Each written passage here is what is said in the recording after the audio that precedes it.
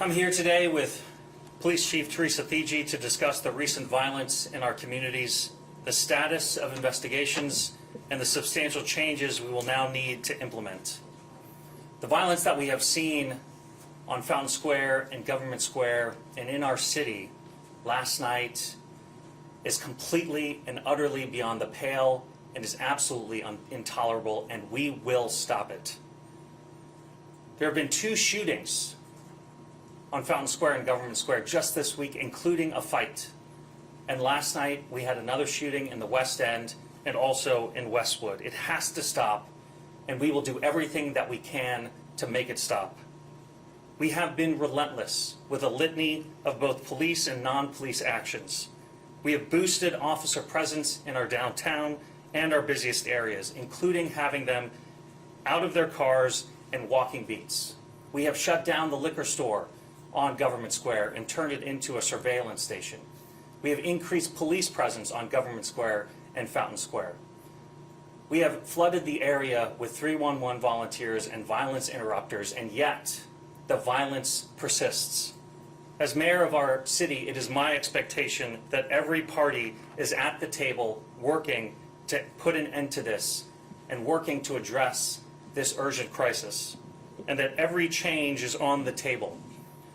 That includes changes to how we police the area, which is why we're here to announce that CDRT and SWAT will be on the square from 2 to 10 p.m. every day.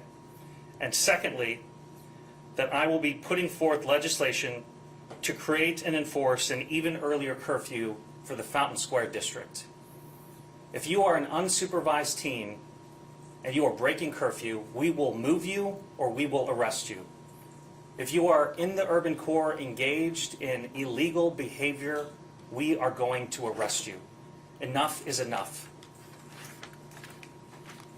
These changes also include Government Square as a transit hub.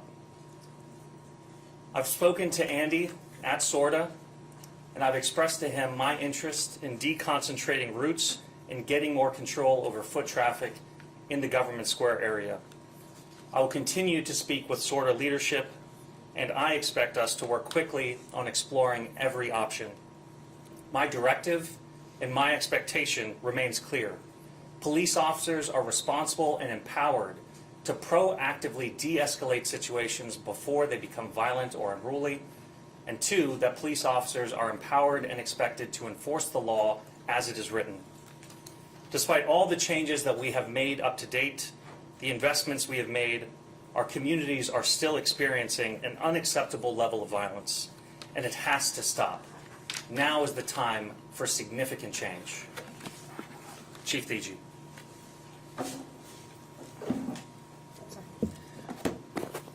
Thank you, Mayor. I'm going to run through a quick PowerPoint for you all about the incident last night, and then follow that up with some additional comments. Right. So as you know by now, we had a horrible public safety incident on Fountain Square last night, approximately 7:45 or so in the evening. It was right outside and within the City Bird restaurant.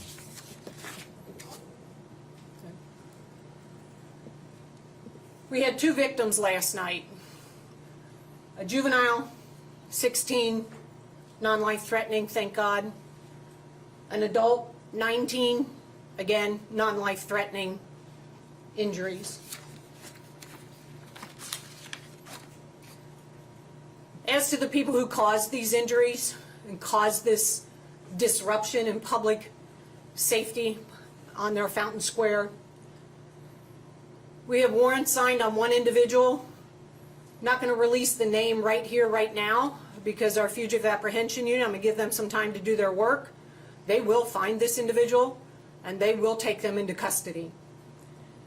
So it's a male, 24 years old. He's charged with 2 counts of felonious assault and 1 count of weapons under disability. Also, this individual is currently on probation for 2 counts of felonious assault that occurred just earlier this year in February. So he is no newcomer to crime, to violent crime. He has a history of it, and that's unacceptable in our city. We will find him. I'm going to show you a short clip here of the video from last night. The individual in the white t-shirt is the one that I just referenced. If anybody recognizes him on there, or if he sees himself on this video, turn yourself in. Turn yourself in, and if you choose not to turn yourself in, we will find you, and we will take you into custody. If somebody recognizes him and knows his whereabouts, we ask that you call Crime Stoppers through one of the 2 numbers listed up here. Go ahead, you can play the video. They're coming out of the City Bird. They'd just been in an encounter inside the store with some other individuals.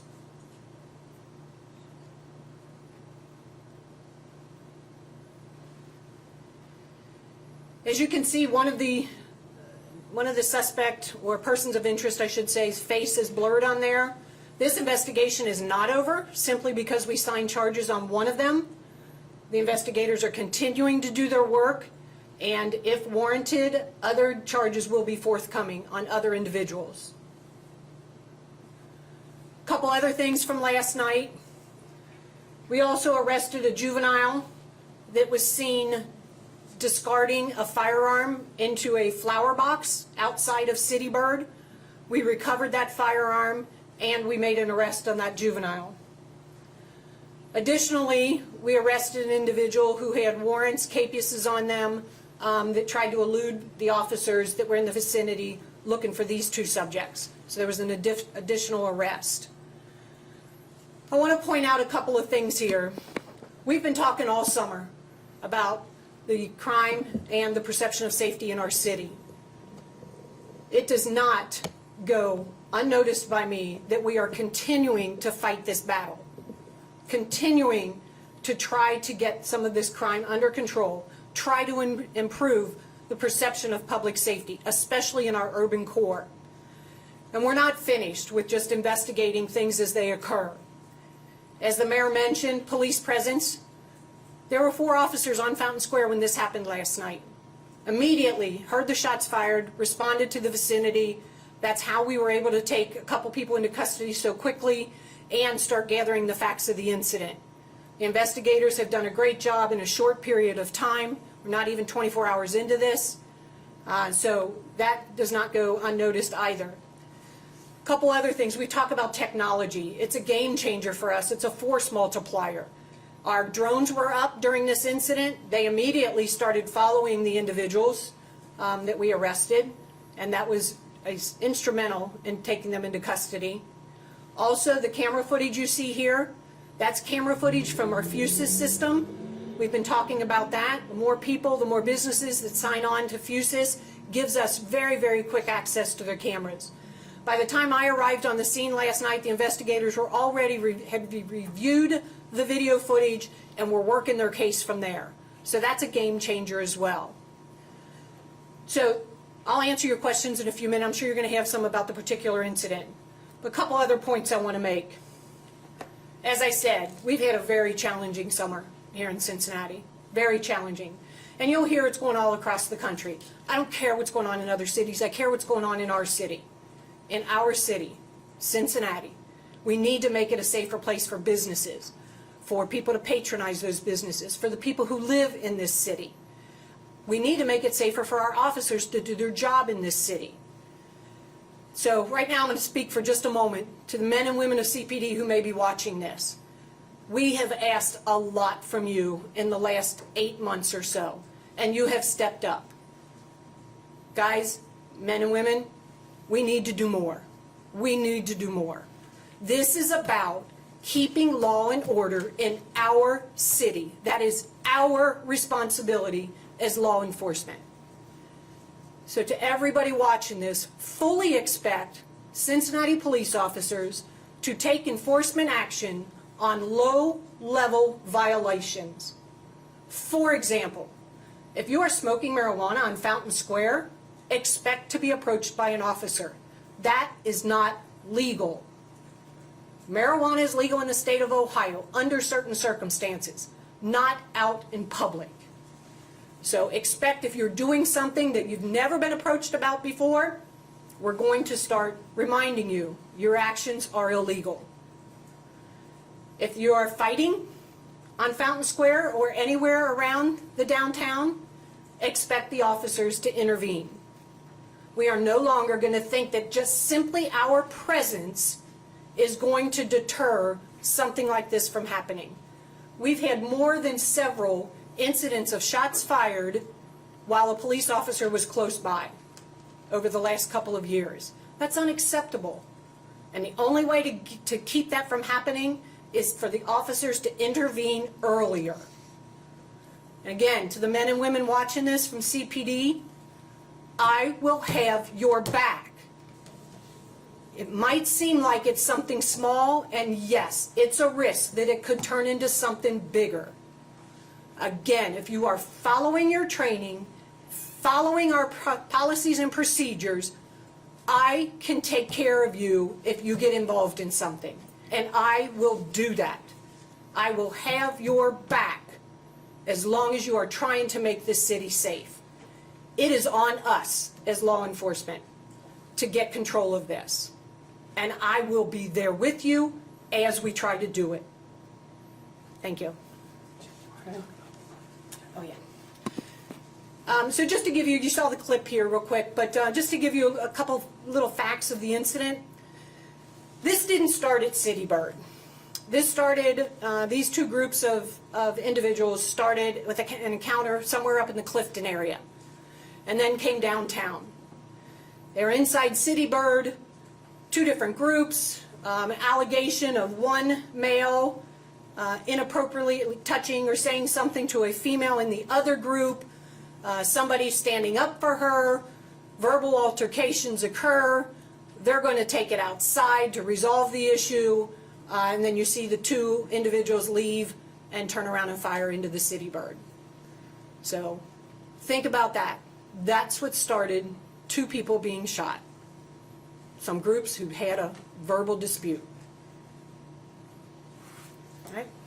Thank you, Chief. With that, we'll take your questions. You said everything is on the table. Does that include potentially having the Ohio State Highway Patrol look at Fountain Square? Absolutely.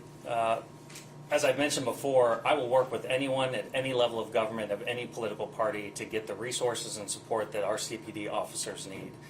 We've had a very successful collaboration and partnership with the governor to date, and I want to thank our Republican Governor, Mike DeWine, for putting policy before politics. The chief is empowered to use those resources as we need. We have had several very, very successful joint operations. We expect to have several more this month in particular, but everything is on the table with respect to how we are going to get the violence under control, particularly at Government Square and Fountain Square. What's the connection to Government Square? Were these shooters, were these people, did they ride on the bus? What's the connection? For this specific incident last night at City Bird, we're still investigating. It's not entirely clear, but we know from the data and from police officers' experience on Fountain Square and Government Square that that area is a hotspot area. And that shouldn't be news to folks. That is why we have increased our patrols and visibility specifically in that area. That's why we shut down the liquor store. That's why we turned that into a surveillance area. That's why this council just recently passed a strengthened loitering law to specifically in transit hubs to enforce the law. And this is important because, by and large, the folks that are riding our buses are just everyday people who want to get from their house to work or from their house to wherever they're going without having to worry about violent crime.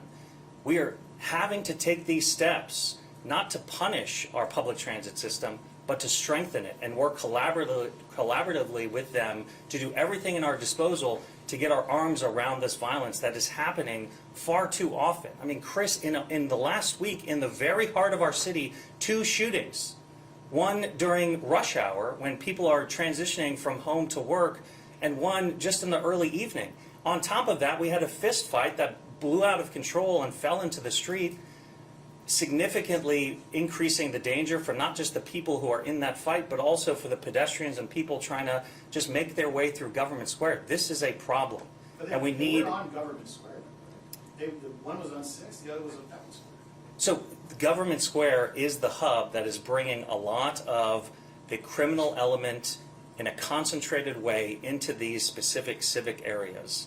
And we have to take this seriously in order to preserve our public transit, in order to make sure that bus riders feel comfortable actually using our public transit, and to frankly make it very clear to everyone that if you are engaging in illegal activity, particularly violent crime, in the very heart of our city, you are going to jail. Chief, you say officers have to do more. That's kind of vague. What do you mean by that when you say they have to do more? Yeah, so let's just use this as an example last night. You have two groups going into City Bird. Given everything that we've been dealing with all summer, on trained law enforcement, that should heighten their sense of concern, right there. Let me watch them. Let me see what they're doing. If they're not buying anything, let me walk in, make my presence known. Maybe that's a deterrent, maybe it's not. Let me check with the manager. Everything good in here? These individuals in here bothering you? They're buying something? How can I help? How can I help the business? So those are the kind of things. Again, it really used to be enough to just know there were 4 officers in uniform on Fountain Square. And that deterred anybody from thinking about doing anything misbehaving. Now we know just being there isn't enough. Now it's about encountering with them, engaging with them, touch point. I see you. You see me? I see you. I'm watching you. More strict curfew, it's already 9 o'clock, right? Yeah, absolutely. The most recent violence has happened. Many of the victims and perpetrators were themselves teenagers. These incidents are happening before 9 p.m. So far, the curfew enforcement and just the threat of curfew enforcement has been a significant deterrent to get unsupervised teens out of the urban core and hopefully back home or doing something productive. But unfortunately, what we have seen from our data is starting at about 6 p.m., that's when the calls for service are coming in. So I will be presenting legislation to the council very shortly, changing our curfew or adding a new curfew specific to the Fountain Square district starting at 6 p.m. That has the benefit of addressing when these crimes are happening, particularly the crimes that are involving children. And also, it's well-timed given daylight savings and the fact that it's going to start getting dark at around 6 p.m. in the near future. Is that everyone under 18 or 16? Everyone under 18. Are you also proposing expanding the hours and days for the curfew centers? Yeah, all of the resulting changes in the back end of how we process folks who are breaking curfew will change as well. But in the meantime, in the short term, we have to change this law immediately, and we have to start enforcing that law as soon as possible. So we were Given down the summer's increase in crime downtown, some groups have cast doubt on Chief Thige's leadership. Do you still have confidence in your leadership? Look, this is a time where we all have to be laser focused on fixing this problem. The chief and I have had very frank conversations about what is going well and what is not going well, and I think you heard from her today saying that it is crystal clear coming from the mayor and coming from the chief of police that our expectation is that we are enforcing the law as it is written. Enough is enough. We cannot have shootings on Fountain Square and Government Square. That cannot be just a normal day in Cincinnati. We have to put an end to it. That is her charge, that is my charge, and we are working with urgency to do just that. earlier today, we were. Yeah. 1 second, Becca. Earlier today, we were at Government Square. We saw several school-age kids just hanging out around Fountain Square. We saw an officer kind of shooing them away. Is truancy going to be enforced? Look, I am not responsible for CPS. I'm not responsible for the juvenile court. I'm responsible for CPD. And with respect to CPD, if any individual, no matter their age, is doing something illegal, we will enforce the law. In addition to this conversation, it is now time for our community to revisit the yellow busing at CPS. I understand that it's a challenge with budgets. I understand that there are logistical challenges as well. I want to give all due respect to the superintendent and the school board. I reached out to the superintendent this morning to discuss this issue. But all parties have to be at the table, whether it's SORTA, whether it's CPS, whether it's CPD, certainly my office. We have to get our arms around this, particularly as it relates to juvenile crime. Too many kids have guns. Way too many. There are guns everywhere. And as you saw in this most recent shooting at City Bird, it is a group of teens getting into a low-level disagreement or argument, and because they're not emotionally mature enough to just deal with it, they're resorting to mortal violence. We cannot have that happen, and we have to put an end to it. All of us. Our stakeholders have to come to the table with me, and we have to work collaboratively in partnership. This isn't about blaming people. This isn't about passing the buck. This is what is necessary is all of us to take a comprehensive view as to why this is happening, including potentially truancy, including the busing situation, including rerouting Government Square, and how we're enforcing the law. Significant changes are coming. This cannot continue. Anything specific coming to this Thursday night? We're going to have a big crowd down there that night. CDRT and SWAT will be out in full force. We will be showing our Cincinnati residents a show of force on Government Square and Fountain Square with CDRT and SWAT, our most highly trained officers. Mayor, are you specifically asking Metro to move Government Square to another location? What I'm asking for is, and I've talked to Andy about this and Sorta about this, and they have agreed, a genuine partnership to look at every single option, whether it is better leveraging the transit center at the banks, whether it is deconcentrating Government Square. As I stand here, I don't know what the solution actually is, but we have to change the status quo, and rerouting buses absolutely has to be part of that conversation. Mayor, one question I have for you is, or the chief, with all this that you've talked about today, can you stand there right now and say to residents and business owners and people that patronize downtown that it is safe and they should feel safe being there? What I can say is that when you have two shootings on Fountain Square, reasonable people are going to believe that it's unsafe. I don't care what the data says. I don't care what the kind of perspective is. If there's two shootings in the very heart, in the civic heart of our city, that is completely unacceptable. And that would suggest to me that that specific area needs to be significantly safer, which is why we're at this podium talking to you about very specific ways in the short term that we're going to drive home that safety, but also challenging all of us to work together on how we are going to ensure safety in our urban core from all of our partners. And it starts with me. I'm the mayor. I'm responsible for public safety, and it has not been good enough. And that's why we're working with urgency and with intentionality to fix it. Do you guys know if the juvenile who was arrested for carrying a handgun was a member of either of those two groups that you said started off in Clifton? I'm not certain to that fact right now. I'd have to check with the investigators on that. One more question on the curfew, Mr. Mayor. Is it going to be more strict instead of, just telling these teens to get on a bus or go home? Or go to one of the, are you going to pick them up, take them to the center, no questions asked? Yeah, if they are breaking curfew and they are not moving along, we will move them or we will arrest them.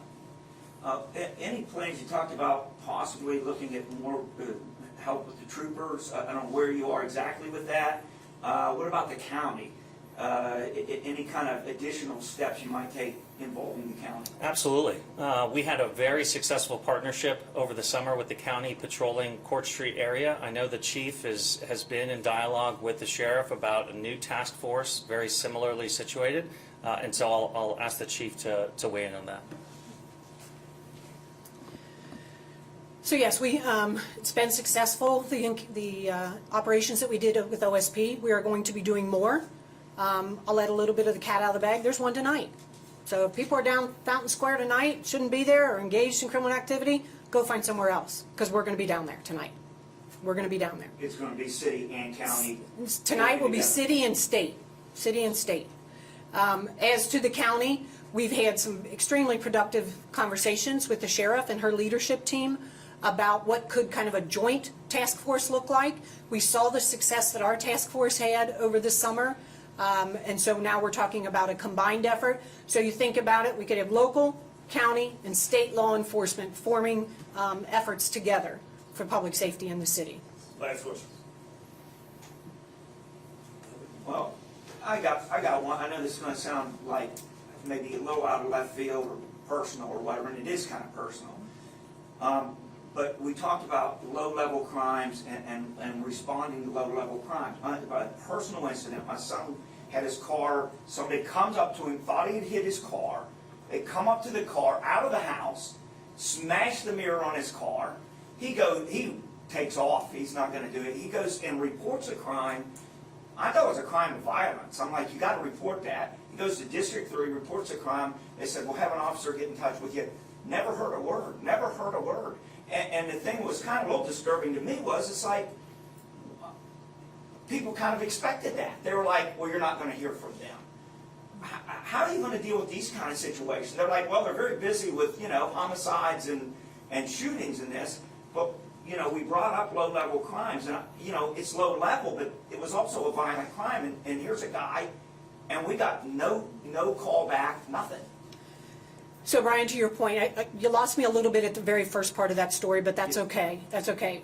Because the point that I'm taking away is he didn't get the customer service from the police that he should have gotten. So if you want to give me some information, we'll ensure that customer service is followed up on. But to any citizen that thinks they need police services and didn't get what they wanted, they absolutely can talk to a supervisor. Absolutely. They shouldn't just say, okay, they didn't get back with me. I guess it's because they're so busy.